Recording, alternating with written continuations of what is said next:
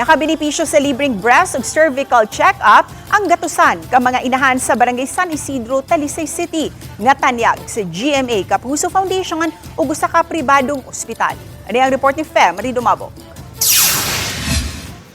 Kining 42 anyos nga inahan kisa adunay unom ka mga anak ang usa sa nag-unang nilinya aron maka-avail sa libre nga breast check-up ug cervical examination nga tanyag sa GMA Kapuso Foundation ug partner nga pribadong hospital.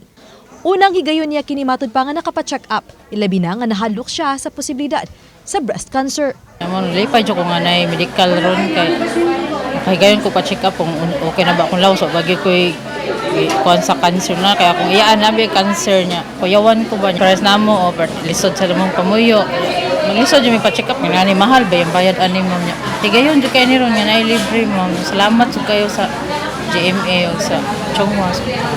Nangunay sa paghimo og mga pag-check up ang mga chairman sa ubigay ni department sa pribadong hospital. Nihimo usab sila og awareness campaign kung nganong mas maayong mopaygan og early examination ug screening. Ilabi na nga ang cervical cancer, kapungan ra gyud unta. Sa mga medical mission, gamit nila ang visual inspection with acetic acid.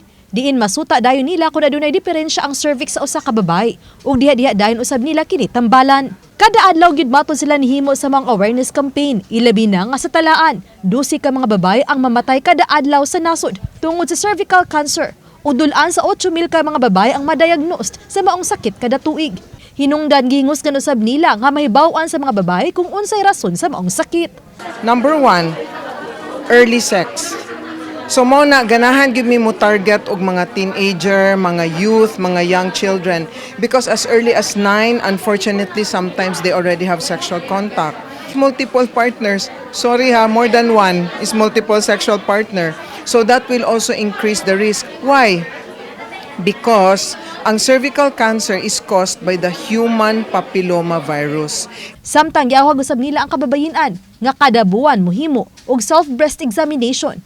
Usa ka semana human sa menstruation og ang kanang menopausal na the same time of the month mas maayo ma-examine sila sa breast so that they will know if ever there are changes. So dili lang breast mass, napoy discharges, napoy swelling, naay pagpuwa, being babay, kababainhan, so gift for our mothers so that they will feel we are the light of the family. If we are sick, then the family will also bear down the consequences.